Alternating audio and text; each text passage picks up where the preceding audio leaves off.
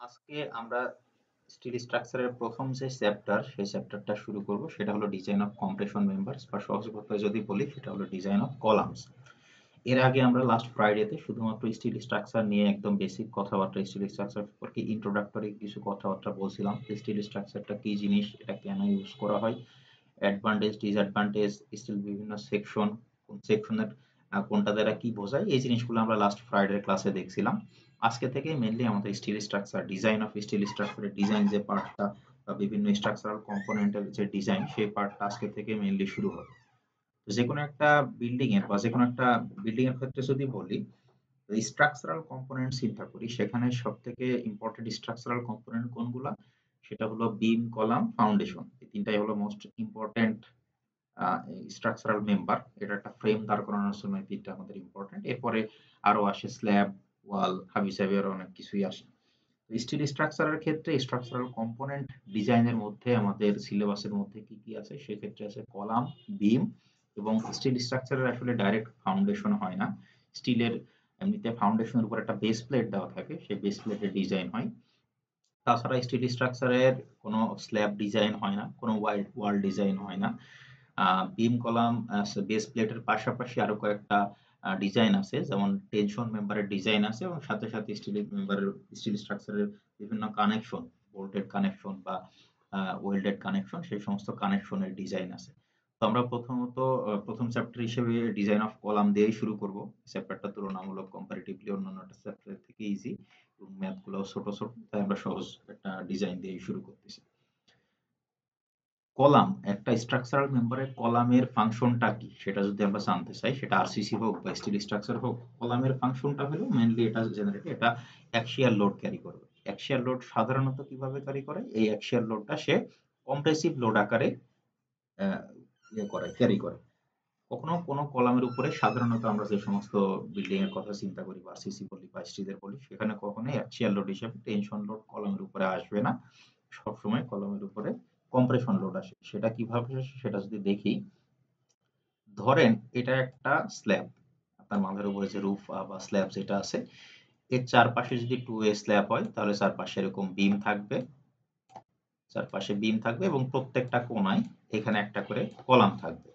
তো যে কোনো একটা বিল্ডিং এর যদি আমরা লোড ট্রান্সফার মেকানিজম চিন্তা করি, তাহলে সেটা কিভাবে কাজ করে। লোড ট্রান্সফার মেকানিজমের ক্ষেত্রে, আচ্ছা, একজন হ্যান্ড রেইজ করছেন, বলেন।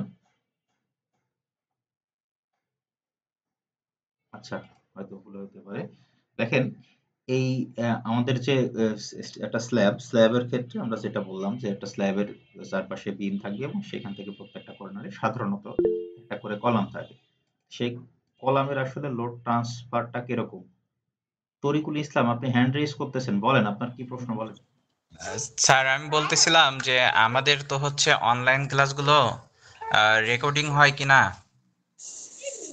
আচ্ছা, আমাদের রেকর্ড, ক্লাসগুলো যদি রেকর্ডিং দিতেন, তো যারা ক্লাসে প্রেজেন্ট নাই, তারা হচ্ছে এই রেকর্ডিং ক্লাসগুলো দেখে পরীক্ষার জন্য প্রিপারেশন নিত আর কি, বা পড়াশোনা করতো। আচ্ছা, রেকর্ডিং হচ্ছে কিনা সেটা জানার জন্য। আচ্ছা, এই সমস্ত প্রশ্ন মানে পড়াশোনা বাদে যে সমস্ত প্রশ্ন, সেগুলো আইদার ক্লাসের শুরুতে অথবা ক্লাসের শেষে করবেন। একদম পড়ার মাঝখানে প্রশ্নগুলো করলে সেক্ষেত্রে একটা ফ্লো নষ্ট হয়। আর রেকর্ডিং এর ক্ষেত্রে আপনারা যারা গত ফ্রাইডেতে ছিলেন, আমি মনে হয় বলছিলাম, আমি আমার যতগুলা কোর্স আছে, আমি প্রত্যেকটা কোর্সে রেকর্ডেড ভিডিও দিয়ে দেই। ভিডিও আইদার যদি ফাইল বড় হয়, সেক্ষেত্রে আমি জেনারেলি ইউটিউবে আপলোড করে লিঙ্ক দিয়ে দেই, সেখান থেকে আপনাদের সুবিধা মতো দেখে নিতে পারেন। এটা হলো প্রথম ইনস্ট্রাকশন। আর সেকেন্ড ইনস্ট্রাকশন হলো, এই যদি আপনি যেটা বললেন, কেউ এই পারপোসে ভিডিও লেকচার ভিডিও চাই, যে সে ক্লাস দেখা যাচ্ছে করতেছে না, পরে সে লেকচার মানে জাস্ট ভিডিও দেখে দেখে প্রিপারেশন নেবে, এটা হলো রং প্র্যাকটিস, এটা করা যাবে না। লেকচার ভিডিও বা ক্লাসের রেকর্ডিং যেটা দেওয়া হয়, এটা হলো ক্লাসের ব্যাকআপ হিসেবে। দেখা যাচ্ছে একটা টপিক আপনি বুঝেন নাই, সেটা হয়তো পরবর্তীতে আপনি ভিডিওটা দেখে আরো ক্লিয়ার বুঝতে পারতেছেন, অনলাইন ক্লাসে যেহেতু টাইম কম থাকে, সেটা সাপোর্ট হিসাবে ভিডিওটা দেওয়া হয়। এখন কেউ যদি এরকম মনে করেন যে যেহেতু আমি লেকচার ক্লাসের ভিডিও পাবোই, তাহলে আমি অনলাইন ক্লাস করব না, এটার পরবর্তী ক্ষতিতে সে নিজেই পড়বে। সেটাই মোটামুটি ইনস্ট্রাকশন ছিল। তাছাড়া লেকচারের প্রত্যেকটা লেকচারের ভিডিওই আমি দিয়ে দিই, ইউটিউবে আপলোড করে লিঙ্ক দিয়ে দিই। আর স্যার এরকম, উনি হ্যাঁ বলেন। সিআর সিআর ভাই হয়তো বোঝাতে চাইছেন যে যেহেতু অনেকে জব করে এবং আপনার অফিস থেকে বাসায় পৌঁছাতে আপনার এরকম একটা সময়। আচ্ছা, যেটা বলতেছিলাম, দেখেন আমরা যদি একটা বিল্ডিং এর লোড ট্রান্সফার মেকানিজম চিন্তা করি, তাহলে এটা হচ্ছে একটা স্ল্যাব। স্ল্যাব থেকে প্রথমে লোডটা যাবে বিমে, এবং ফাইনালি বিম থেকে লোডটা কলামে ট্রান্সফার হবে। তো আমি যদি এই স্ল্যাবের লোড ট্রান্সফার মেকানিজমটা চিন্তা করি, তাহলে ইল্ড লাইন থিওরি অনুযায়ী সেটা সাধারণত এরকম ট্রাপিজয়েডাল আকারে লোডটা চারিদিকে ছড়ায় যায়। এখানে যে লোডটা আছে সেটা এই বিমে যাবে, এখানেরটা এই পাশের বিমে যাবে, আর এটা এই পাশে যাবে, এবং ফাইনালি এই পোর্শনের লোডটুকু এই বিমে যাবে। এরকম যদি পাশাপাশি কন্টিনিউয়াস আরো কয়েকটা স্ল্যাব থাকে, সেম ভাবে এভাবে লোড ট্রান্সফার হইতে থাকবে, এবং ফাইনালি এই স্ল্যাব বিমে যে লোডটা আসলো সেই লোডটা দুই পাশের যে কলাম আছে সেই কলামে ডিভাইড হয়ে যাবে। কারণ এই বিমে যে পরিমাণ লোড আসলো সেটার অর্ধেকটা এখানে এবং বাকি অর্ধেকটা এই কলামে চলে যাবে। তো সেই লোডটা আবার কি কলাম, তার নিচের কলাম এবং তার নিচের কলামে নিয়ে আসতে আসতে ফাইনালি ফাউন্ডেশন পর্যন্ত লোডটা নিয়ে যাবে, এবং ফাউন্ডেশন সেটা সয়েলে ট্রান্সফার করে দিবে, সেফ ফেল। তো অর্থাৎ আমাদের একটা স্ট্রাকচারাল কম্পোনেন্ট বা একটা বিল্ডিং এ বলেন বা যেখানেই বলেন না কেন, কলামের যে ফাংশন সেই ফাংশনটাই হলো কম্প্রেশন লোড। কম্প্রেশন লোডটাকে ক্যারি করা।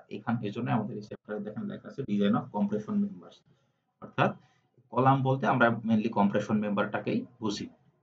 এখানে কলামের একটা ডেফিনেশনও লেখা আছে, structural elements that are subject to axial compressive forces only are called columns. তো মোটামুটি আমরা সবাই কলাম কি জিনিস সেটা জানি। এটা আমরা বিভিন্ন সময়ে বিভিন্ন ক্ষেত্রে আমরা কলামের বিভিন্ন নাম দিয়ে থাকি। যেমন বিল্ডিং এর ক্ষেত্রে আমরা সেটাকে ডাইরেক্ট কলাম বলি, অনেকে পিলার বলে, ব্রিজের ক্ষেত্রে সেটাকে আমরা পায়ার বলি। তো এগুলা সবই আসলে কলাম। এজ এ যদি জেনারেলাইজড করে বলা হয়, সবগুলাই কলাম। এর সেকশন বা ফাংশনের উপরে ডিপেন্ড করে বিভিন্ন ক্ষেত্রে আমরা বিভিন্ন নাম এগুলাকে ডেকে থাকি। এরপরে কলামের ক্ষেত্রে আমাদের ফরমোস্ট প্রথম একটা ইম্পর্টেন্ট যেটা জিনিস সেটা হলো কলামটার ক্রিটিক্যাল বাকলিং। এখন বাকলিং কি জিনিস সেটা দেখেন এই ফিগার থেকে যদি আমরা দেখার চেষ্টা করি। ধরেন এটা একটা কলাম, এইখানে এই কলামের উপর থেকে উপরে যে স্ল্যাবটা আছে বা বিমটা আছে সেখান থেকে একটা কম্প্রেসিভ লোড পড়তেছে, এবং তার নিচের প্রান্তটা যদি ফিক্সড থাকে, তাহলে সেই ক্ষেত্রে কি হবে, এখানে যদি কম্প্রেসিভ লোড পড়ে তাহলে আমরা ওই জেনারেল ফিজিক্স যেটা বলে, আমি যদি এখানে একটা লোড অ্যাপ্লাই করি তাহলে এখানে তার একটা রিয়াকশন ফোর্সও থাকবে। এখানে যদি একটা অ্যাপ্লাইড ফোর্স থাকে, যে পরিমাণ ফোর্স অ্যাপ্লাই করা হয় প্রত্যেকটা ফোর্সের ক্রিয়া এবং প্রতিক্রিয়া থাকে, অর্থাৎ যে পরিমাণ ফোর্স আমি এখানে অ্যাপ্লাই করবো সেই পরিমাণ একটা রিয়াকশনও তৈরি হবে। তো এই ক্ষেত্রে দেখেন এই যে পি পি ভ্যালুর যে লোডটা সেটা কলামটাকে কি করতেছে, কম্প্রেসিভ লোড দিতেছে বা কম্প্রেশনে নিয়ে যাইতেছে। তো এটা কতক্ষণ পর্যন্ত, কলামটা কতক্ষণ পর্যন্ত এরকম সোজা থাকবে। এই ধরেন আমি প্রথমে এখানে 100 কিপ লোড দিলাম, 100 কিপ লোড দিলে আমার কলামটা তার সঠিক অবস্থান ঠিক রাখতে পারলো, কলামে এখানে কোনো বেঁকে গেল না বা বাকলিং হলো না। এখন আস্তে আস্তে আমি লোড বাড়াইতে বাড়াইতে একটা পর্যায়ে দেখা গেল এই কলামটা ফেল করে যাইতেছে। সে কলামের ফেলিওরটা কিরকম হবে, যদি যদি না কংক্রিট ফেল করে যায়, আমি যদি আরসিসি মেম্বারের কথা বলি, যদি না কংক্রিট ফেল করে যায় তাহলে সেক্ষেত্রে কি হবে, আস্তে করে কলামটা ফার্স্টে বেঁকে যাবে তারপরে ফেল করবে। আর যদি স্টিল কলামের কথা বলি তাহলে সেই ক্ষেত্রে তো, যেহেতু স্টিল কলামের ক্ষেত্রে কোনো কংক্রিট থাকতেছে না, স্টিল তো হঠাৎ করে সাডেন কংক্রিটের মতো ক্রাশ করবে না। এটা আস্তে আস্তে তার ইল্ড লিমিটে পৌঁছানোর পরে আস্তে আস্তে বাঁকতে বাঁকতে একটা সময় ফেল করে যাবে। সেই সেই ফিগারটা এখানে দেখানো আছে যে আস্তে প্রথমে আমি কি পরিমাণ লোড দিছিলাম সেই ক্ষেত্রে আমার কলামে কোনো অসুবিধা হয় নাই। আস্তে যখন লোডটা বাড়াইছি, যেই পরিমাণ লোডের ক্ষেত্রে আমার কলামটা বেঁকে যাবে সেই লোডটাকে বলা হয় বাকলিং লোড। জিনিসটা ভালো করে শুনে নেন, যেই লোডের ক্ষেত্রে, যে পরিমাণ লোডের ক্ষেত্রে আমাদের কলামটা বেঁকে যাবে সেই কলাম, সেই পরিমাণ লোডটাকেই বলা হয় কলামের বাকলিং লোড অথবা বাকলিং স্ট্রেংথ। তো সহজ কথায় আমি যদি বলি যে একটা কলামের বাকলিং স্ট্রেংথ 200 কিপ, কথাটার মানে হলো ওই কলামটা 200 কিপ লোড নিতে পারে, সেখান থেকে যদি আমি সামান্য পরিমাণে বাড়াই সেক্ষেত্রে কলামটা ফেল করে যাবে বা কলামটা এরকম বেঁকে যাবে। So, এই বাকলিং লোডটাকে এখানে পিসিআর লেখা আছে। পিসিআর বলতে এখানে বোঝানো হয়েছে ক্রিটিক্যাল বাকলিং লোড, অর্থাৎ যে পরিমাণ লোড সে নিজে নিতে পারবে, এর থেকে বেশি পরিমাণ লোড দিলে সেটা বেঁকে যাবে, সেই লোডটাকে বলতেছে বাকলিং লোড অথবা ক্রিটিক্যাল বাকলিং লোড। এটাকে এখানে পিসিআর দ্বারা প্রকাশ করা হয়েছে। এখন এই বাকলিং লোড আমরা কিভাবে ক্যালকুলেশন করব সেটার একটা সিম্পল ফর্মুলা আছে, এখানে দেখেন। ক্রিটিক্যাল বাকলিং লোডের ফর্মুলাটা হলো pi square EI divided by KL whole square. তো পাই কি জিনিস সেটা আমরা সবাই জানি 3.1416। এখানে ই যেটা, এটা হলো modulus of elasticity of steel, স্টিলের মডুলাস অফ ইলাস্টিসিটি অথবা ইয়াংস মডুলাস যেটাকে বলেন না কেন, স্টিলের মডুলাস অফ ইলাস্টিসিটির ভ্যালুটা ফিক্সড, এটা হলো 29,000 কেএসআই। আমরা স্টিলের যতদিন স্টিল স্ট্রাকচার পড়বো এই ভ্যালুটা মনে রাখেন, এই ভ্যালুটা সবসময় প্রয়োজন, প্রায় সব অঙ্কের ক্ষেত্রে এই ভ্যালুটা প্রয়োজন। স্টিলের মডুলাস অফ ইলাস্টিসিটি অর্থাৎ ই এর ভ্যালুটা হলো 29,000 কেএসআই। আর আই যেটা, আইটা কি, আইটা হলো মোমেন্ট অফ ইনারশিয়া। এখন এই মোমেন্ট অফ ইনারশিয়া আমরা কিভাবে বের করব? এই যে আমি গতদিনকে যারা ক্লাসে ছিলেন, ফ্রাইডে ক্লাসে ছিলেন, তাদেরকে এআইএসসি টেবিলের কথা বলছিলাম। এই স্টিল স্ট্রাকচারের ক্ষেত্রে এআইএসসি এরকম টেবিল বানিয়ে দিছে, এখানে বিভিন্ন শেপের কলামের জন্য এখানে ডাইরেক্ট এই টেবিলটা সব ক্ষেত্রেই প্রোভাইড করা হয়, সেটা পরীক্ষা হোক বা প্রফেশনাল ফিল্ডে যেখানে হোক না কেন, এই টেবিলটা নিয়ে আপনাদের স্টিল স্ট্রাকচার ডিজাইন করতে হবে। তো এখানে বিভিন্ন শেপের কলামের জন্য direct modulus moment of inertia যেটা, সেটা ডাইরেক্ট এই টেবিলেই দেওয়া থাকে। ধরেন আমি যদি প্রথম যে শেপটা আছে W18 × 311, এই শেপের জন্য মোমেন্ট অফ ইনারশিয়ার কথা চিন্তা করি, এই যে দেখেন এখানে এক্স অ্যাক্সিসের জন্য মোমেন্ট অফ ইনারশিয়া কত, ওয়াই অ্যাক্সিসের জন্য মোমেন্ট অফ ইনারশিয়া কত, এখানে ডাইরেক্ট ভ্যালু দেওয়া আছে। সো আমরা আমাদের ক্যালকুলেশনের সময় ডাইরেক্ট আমরা এই টেবিল থেকে ভ্যালু নিয়ে এখানে জাস্ট বসাই দিব। এরপরে আসতেছে কে, কেটা হলো ইফেক্টিভ লেন্থ ফ্যাক্টর, এটা কিভাবে বের করে আমরা একটু পরে আসি। তার সাথে আছে এল, এলটা হলো এই যে লেন্থ, লেন্থ অফ কলাম। তাহলে আমরা যে কোনো একটা কলামের সেকশন থেকে এই ফর্মুলা দিয়ে সহজেই তার বাকলিং স্ট্রেংথ কত, সেই বাকলিং স্ট্রেংথটা ক্যালকুলেশন করতে পারি। এখন আসি আমাদের এই ফর্মুলাটা, এই বাকলিং স্ট্রেংথের ফর্মুলাতে অজানা কি আছে। ই এর ভ্যালু তো আমি ফিক্সড করে দিছি 29,000 কেএসআই, আই এর ভ্যালু আমি বলতেছি যে এআইএসসি টেবিল থেকে পাবো, কে এর ভ্যালুটা আমরা অজানা, আর এল এর ভ্যালুটা তোমার প্রশ্নেই দেওয়া থাকবে বা ফিগারে দেওয়া থাকবে যে কত ফিট লং কলাম। সেক্ষেত্রে আমাদের এখানে অজানা আছে শুধু কে, কেটাকে আমরা বলতেছি effective length factor. Effective length ফ্যাক্টরটা বের করার জন্য আমাদের এখানে একটা চার্ট আছে, আপনাদেরকে এই চার্টের কয়েকটা ভ্যালু মুখস্থ করতে হবে। এখানে টোটাল 6টা কন্ডিশনের কলাম দেওয়া আছে, তবে আমাদের প্র্যাকটিক্যাল ফিল্ডে, প্রফেশনাল ফিল্ডে এই 6টা টাইপের কলাম কখনোই থাকে না। আমি এখান থেকে আর কি বাছাই করে দিব, কারণ এখান থেকে আমাদের এ টাইপের কলামটা প্রয়োজন, ডি টাইপের কলামটা প্রয়োজন এবং বি টাইপের কলাম, এই 3টা টাইপের কলাম আমাদের মেইনলি প্রয়োজন। বাকিগুলো আছে কোথাও জীবনেও লাগবে না, বিষয়টা এরকম না। এগুলা সাধারণত আমরা যে সমস্ত স্ট্রাকচারের কথা চিন্তা করি, যেমন কোনো বিল্ডিং এর কথা যদি চিন্তা করি বা মিল পেন্ট ফ্যাক্টরি ইন্ডাস্ট্রি, সেই সমস্ত ক্ষেত্রে আমাদের এই 3টা কন্ডিশনাল কলামই থেকে থাকে। বাকি সি, ই এবং এফ, এই 3টা কলাম যেটা দেখতেছি এটা হলো একটা প্রান্ত ফিক্স থাকে এবং অন্য প্রান্ত ফ্রি থাকে। তো এগুলা সাধারণত আপনার আমাদের কোনো স্ট্রাকচারের ক্ষেত্রে দেখা যায় না। একটু ওয়েট করবেন।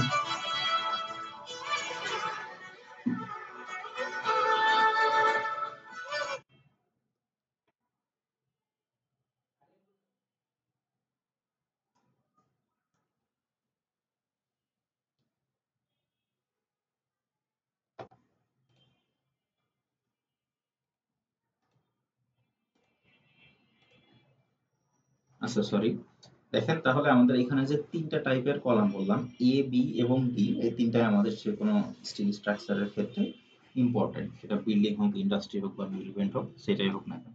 এখন এখান থেকে আমাদের দেখেন 2টা কে ভ্যালু আছে, একটা হলো থিওরিটিক্যাল কে ভ্যালু আর একটা বলতেছে রিকমেন্ডেড ডিজাইন ভ্যালু। এদের মধ্যে মেনলি আমাদের রিকমেন্ডেড ডিজাইন ভ্যালু যেটা, সেটাকে আমাদের মুখস্থ করতে হবে। কিভাবে মুখস্থ করব সেটা আমি বলে দিই। দেখেন প্রথম যে এ এ ফিগারে যেটা আছে সেটাকে যদি দেখার চেষ্টা করি, আমি একটু জুম করে দেখাই, তাহলে দেখেন এই কলামটার, এই ফিগারের যে কলামটা, সেটার উপরের প্রান্ত যেটা সেটাও ফিক্স সাপোর্ট, নিচের প্রান্ত যেটা সেটাও হলো ফিক্স সাপোর্ট। অর্থাৎ যদি কলাম প্রশ্নে বলা থাকে যে একটা কলামের দুই প্রান্তই ফিক্সড, তাহলে সেক্ষেত্রে আমরা কে এর ভ্যালুটা ইউজ করব 0.65। যদি এমন বলা থাকে যে একটা প্রান্ত ফিক্সড এবং অন্য প্রান্ত হিঞ্জ আছে বা পিন সাপোর্ট আছে, দেখুন সাপোর্ট যেটা সেটা হলো পিন সাপোর্ট, আর এই পাশে যে সাপোর্ট আছে সেটা হলো ফিক্স সাপোর্ট। অর্থাৎ যদি এমন বলা থাকে যে ওয়ান এন্ড ফিক্স এবং আদার এন্ড পিন সাপোর্ট, তাহলে সেক্ষেত্রে আমরা কে এর ভ্যালুটা ইউজ করব 0.8। আর যদি এমন হয় যে দুই প্রান্তেই পিন সাপোর্ট আছে, প্রশ্নে বলা থাকবে সাপোর্ট কন্ডিশন কি হবে না হবে, সেটা ডাইরেক্ট প্রশ্নে বলা থাকবে অথবা ফিগার দেওয়া থাকবে, সেখান থেকে সহজেই আমরা দেখে বুঝতে পারবো।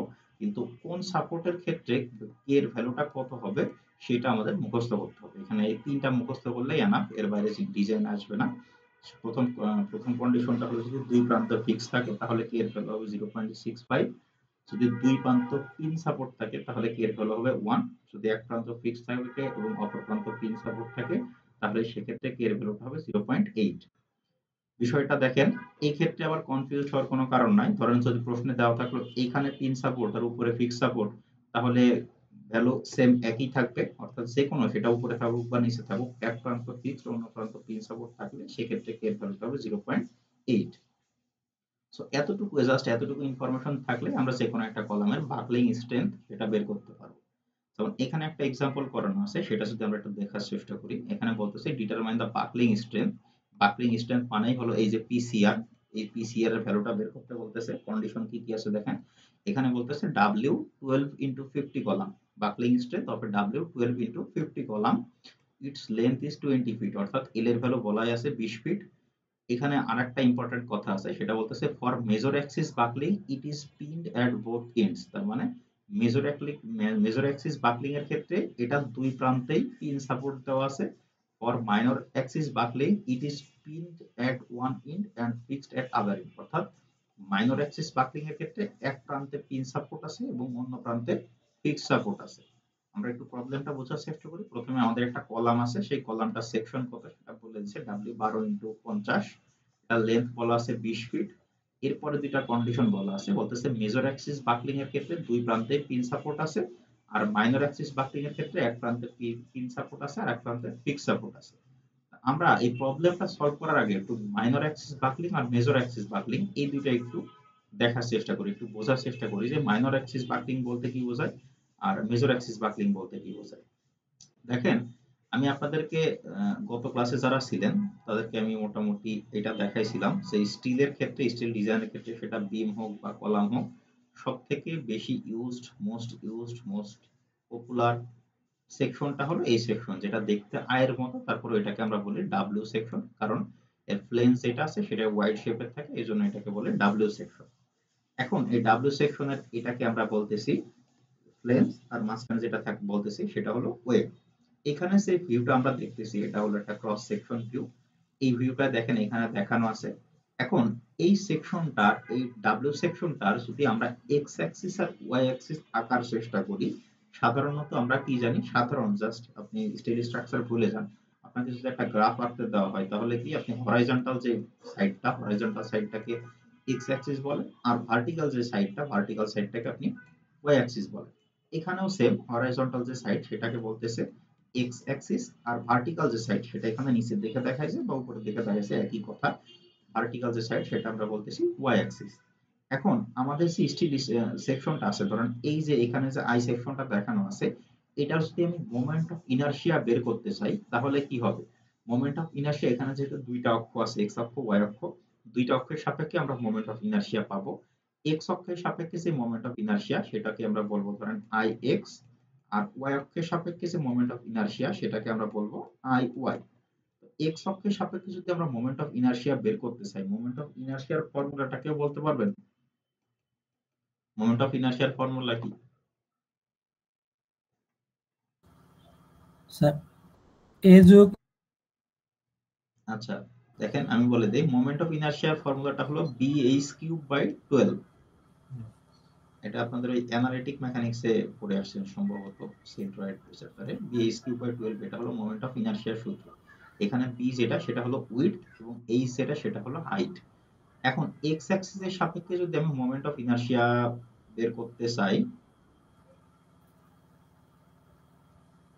দেখেন এক্স অ্যাক্সিসের সাপেক্ষে যদি মোমেন্ট অফ ইনারশিয়া বের করতে চাই তাহলে সেক্ষেত্রে উইডথ কতটুকু, উইডথ জাস্ট এতটুকু, যে এখান থেকে যদি দেখাই এখান থেকে এইটুকু হলো উইডথ, আর হাইট কতটুকু এইখান থেকে এইটুকু, অর্থাৎ বি এর তুলনায় এইচ এর ভ্যালুটা অনেক বেশি হবে, এবং এইচ এর উপরে যেহেতু আবার পাওয়ার হিসেবে কিউ আছে, তাই টোটাল এক্স এর ক্ষেত্রে এই মোমেন্ট অফ ইনারশিয়ার ভ্যালুটা ওয়াই এর তুলনায় অনেক বেশি আসবে। এজন্যই একটা স্টিল সেকশনের এক্স অ্যাক্সিসটাকে আমরা বলি মেজর অ্যাক্সিস এবং ওয়াই অ্যাক্সিস যেটা সেটাকে আমরা বলি মাইনর অ্যাক্সিস, অর্থাৎ এই বরাবর যে অ্যাক্সিসটা, এই বরাবর অ্যাক্সিসটাকে আমরা বলি মেজর অ্যাক্সিস, আর ভার্টিক্যাল দিকে যে অ্যাক্সিসটা সেই অ্যাক্সিসটাকে আমরা বলি মাইনর অ্যাক্সিস। অর্থাৎ আমাদের এইখানে যে প্রবলেমটা আছে সেখানে যেহেতু মেজর অ্যাক্সিস এবং মাইনর অ্যাক্সিস দুইটা আলাদা আলাদা ভাবে বের করে মানে বলা আছে, সেক্ষেত্রে আমাদের এক্ষেত্রে দুইটা বাকলিং ইনস্ট্যান্ট বের করতে হবে। প্রথমে একটা মেজর অ্যাক্সিসের জন্য আমরা বাকলিং ইনস্ট্যান্ট বের করব, আর সেকেন্ড ক্ষেত্রে একটা মাইনর অ্যাক্সিসের জন্য বাকলিং ইনস্ট্যান্ট বের করব। বের করে এই দুইটার মধ্যে থেকে যে ভ্যালুটা ছোট সেই ভ্যালুটাকে আমরা ডিজাইন বাকলিং ইনস্ট্যান্ট বলে দিব। এখন আপনাদের এখানে ভয় পাওয়ার কোনো কারণ নাই, এই মোমেন্ট অফ ইনার্শিয়া কোনো কিছু আপনাদের এখানে ক্যালকুলেশন করে বের করা লাগবে না। ডাইরেক্ট এই যে টেবিল যেটা দেখতেছেন এখানেই দেখেন এক্স অ্যাক্সিসের জন্য মোমেন্ট অফ ইনার্শিয়া দেওয়া থাকে, ওয়াই অ্যাক্সিসের জন্য মোমেন্ট অফ ইনার্শিয়া দেওয়া থাকে। তো যখন আমরা মেজর অ্যাক্সিসের ক্যালকুলেশন করব তখন এক্স অ্যাক্সিসেরটা বসাবো, যখন মাইনর অ্যাক্সিসের ক্যালকুলেশন করব তখন ওয়াই অ্যাক্সিসেরটা বসাবো। এতটুকু। এখন আমরা এই প্রবলেমটার একটু সলিউশনে আসি। দেখেন আমরা বাকলিং ইনস্ট্যান্টের ফর্মুলাটা কি দেখে আসছি, ফর্মুলা দেখতে আসছি PCR equal to pi square EI divided by KL whole square. এটা হলো আমাদের ফর্মুলা। তো এখানে এই প্রবলেমটা এই আপনার পিডিএফ এ অনেক বড় করে একদম ভেঙে ভেঙে করা আছে। প্রবলেমটা খুব সহজেই ওই 2-3 লাইনেও করা যায়। এখানে প্রথম প্রবলেম এর জন্য একটু ভেঙে ভেঙে করা আছে। আপনাদের সলিউশন করার সময় আর কি ওই ছোট করে করলেও হবে, এবং এটার আমার কাছে হ্যান্ড সলিউশনও আছে। এখানে যে কয়টা ম্যাথ আছে সেগুলোর সবগুলোরই হ্যান্ড সলিউশন আছে। আমি হ্যান্ড সলিউশনের পিডিএফটাও দিয়ে দিব, সেখানে আরো ছোট করে সংক্ষেপে করা আছে। তো প্রথম ক্ষেত্রে ধরেন আমি শুধুমাত্র মেজর অ্যাক্সিস বাকলিং এর জন্য বাকলিং স্ট্রেংথ বের করব। তো মেজর অ্যাক্সিস বাকলিং এর জন্য কন্ডিশন কি বলা আছে দেখেন, কন্ডিশন বলা আছে স্টিলের সেকশনটা হবে W12/50, আর এক্ষেত্রে সাপোর্ট কন্ডিশন বলা আছে দুই পাশে পিন সাপোর্ট।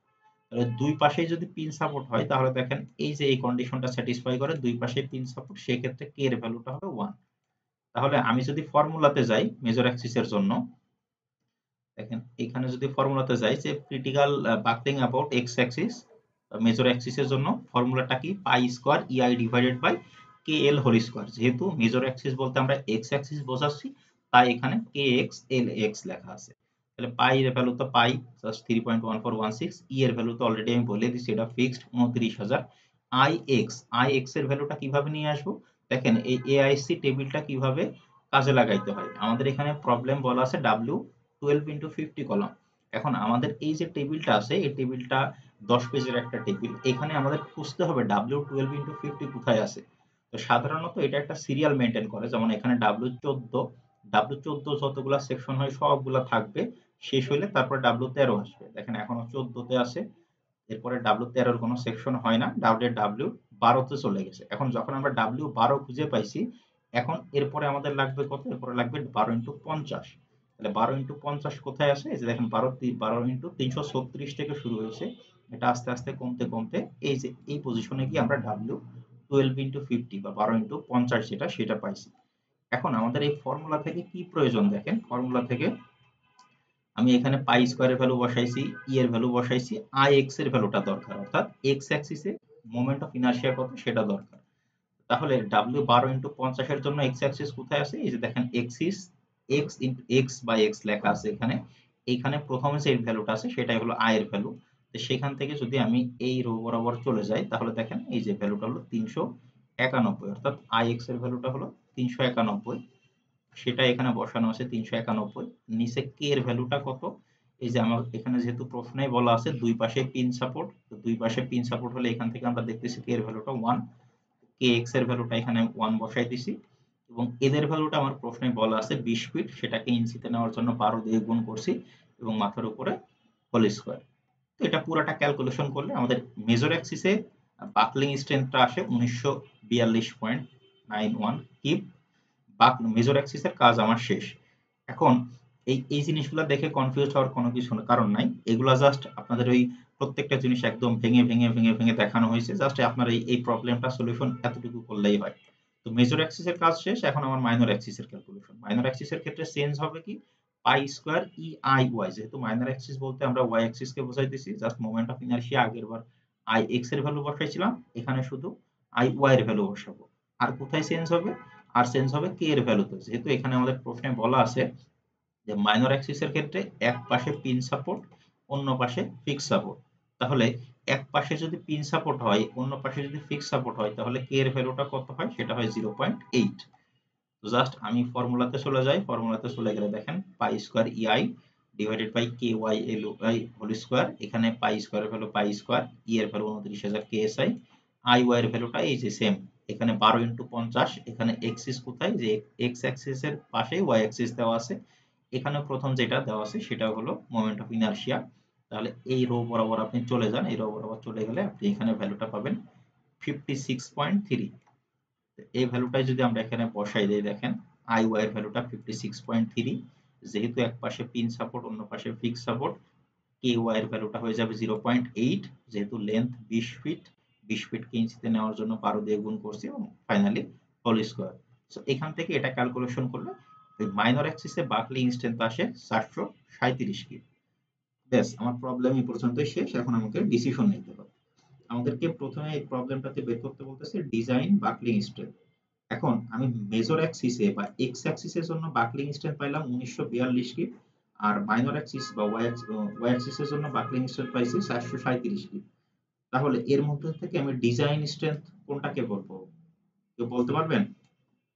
সর্বনিম্ন স্যার মাইনর মাইনর অ্যাক্সিসটাকে আমরা ডিজাইন বাকলিং স্ট্রেংথ বলবো। কারণ কি? কারণ এই কলামটা যখনই আমি 737 কিপ লোড পার করে ফেলবো, 737 কিপের লোড থেকে 738 কিপ লোড দিয়ে ফেলবো বা একটু বেশি লোড দিব, তখনই সেটার মাইনর অ্যাক্সিস যেটা বা ওয়াই অ্যাক্সিস যেটা সেটা ফেল করে যাবে। দেখেন এখান থেকে যে ফিগারটা আছে, এই ফিগার থেকে আমি দেখাইতে পারি। এই ফিগার থেকে যদি দেখাই, এই যে দেখেন এটাকে আমরা বলতেছি মেজর অ্যাক্সিস বাকলিং, এটাকে বলতেছি মাইনর অ্যাক্সিস বাকলিং। আপনাদের কত লাস্ট নেক্সট ফ্রাইডে ক্লাসে আসেন, আমরা তো এনএক্স এ ক্লাস নেই, NX a direct still structure আছেই, তো সেখান থেকে আমাদের এই কলামে major Axis minor axis buckling কিভাবে কি হয় না হয় সেটা বোঝাটা খুবই সহজ হবে। এখানে ভিজুয়ালাইজ করাটা একটু ডিফিকাল্ট হয়ে গেলেও ওইখানে আমরা সরাসরি দেখাই দিতে পারবো। দেখেন এটা হলো মেজর অ্যাক্সিস বাকলিং, এটা হলো মাইনর অ্যাক্সিস বাকলিং। সো আমরা যে দুইটা লোড পাইছি, মেজর অ্যাক্সিসের জন্য স্ট্রেংথ পাইছি 1942 আর মাইনর অ্যাক্সিসের জন্য পাইছি 737। যখনই আমি 737 লোড দিব বা এর থেকে একটু বেশি লোড দিব, মেজর অ্যাক্সিসে কোনো অসুবিধা হবে না, এ তো লোডটা নিতে পারবে, কিন্তু মাইনর অ্যাক্সিস তখনই বাঁকা হয়ে যাবে বা বাকলিং হয়ে যাবে। তো যেহেতু মাইনর অ্যাক্সিস বাকলিং হয়ে যাবে, সেখানে আমরা নতুন কোনো লোড দিতে পারবো না, আমরা বলতে ওই কলামটা সেটাকে আমরা ফেইলিউর স্ট্রেংথ বা ফেইলিউর লোড ধরে নিতে পারবো। এই জন্য আমরা এখানে বলতেছি যে সর্বনিম্ন যেটা আসবে সেটাকে আমরা ডিজাইন বাকলিং স্ট্রেংথ ধরে নিব। তো সেটা এখানে লেখা আছে buckling strength of the column smaller of PCRX and PCRY, সেখান থেকে স্মলার ভ্যালুটা আসে PCRXY এর জন্য, সেই ভ্যালুটা হলো 737 কি। এবং লাস্টে এই কথাটাই লেখা আছে যে minor Y axis buckling governs. এই প্রবলেমটা বুঝতে পারেন না এমন কেউ আছেন? আর কোনো সমস্যা এই প্রবলেমটাতে? স্যার একটা প্রশ্ন ছিল আর স্যার কি। মোটামুটি বুঝছি স্যার, কিন্তু আই ওয়াই এবং আই এক্স এর মানটা কেমন করে যদি আবার বলতেন ভালো হতো একটু।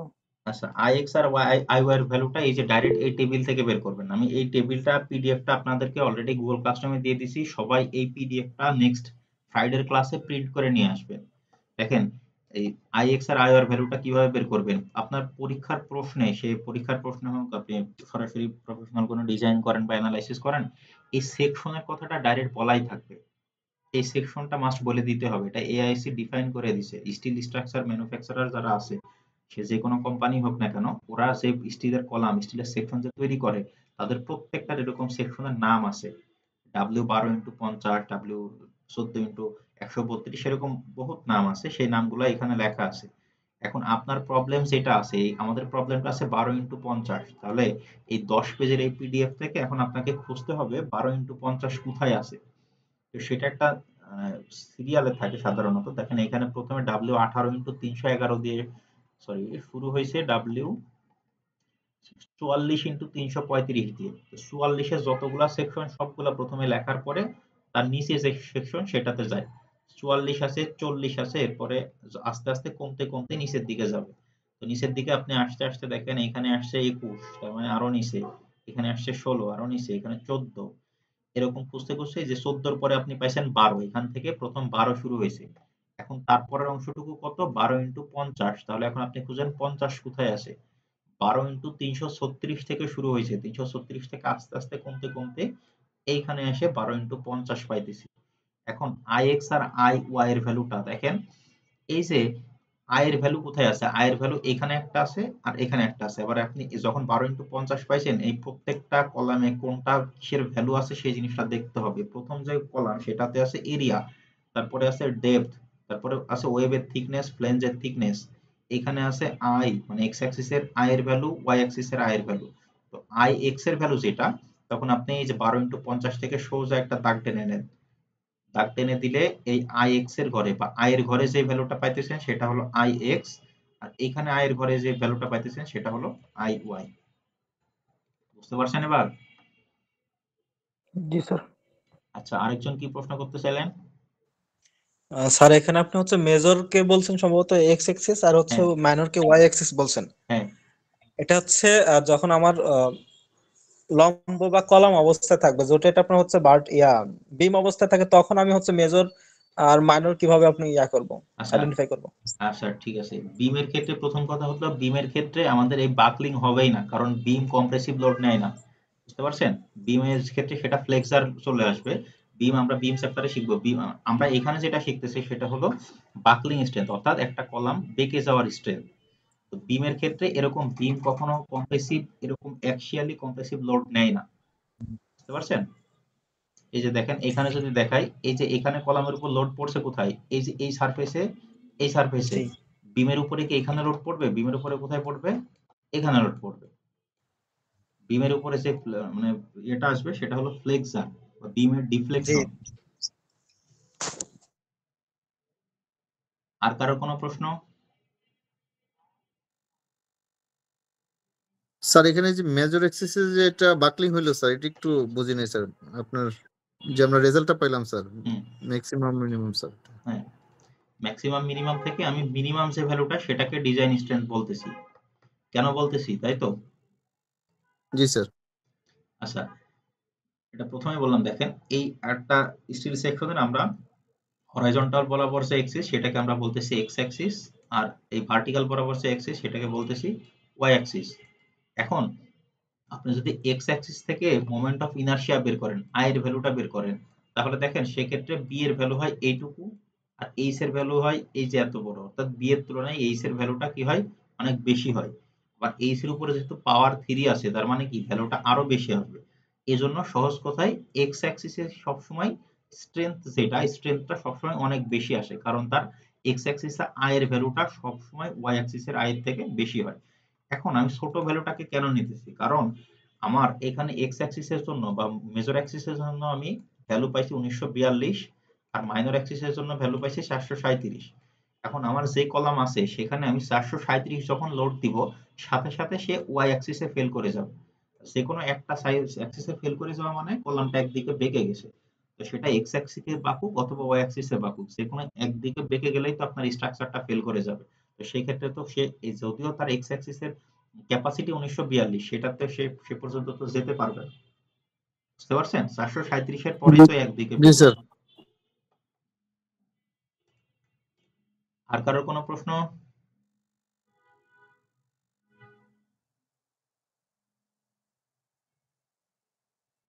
স্যার কারোর কোনো যদি প্রশ্ন না থাকে, আপনারা এই এআইসি টেবিলের যে পিডিএফটা, এই পিডিএফটা সবাই প্রিন্ট করে নিয়ে আসেন। এখান থেকে কিভাবে কোন ভ্যালুটা নিতে হয় সেটা আমি নেক্সট ফ্রাইডে ক্লাসেও দেখাই দিব।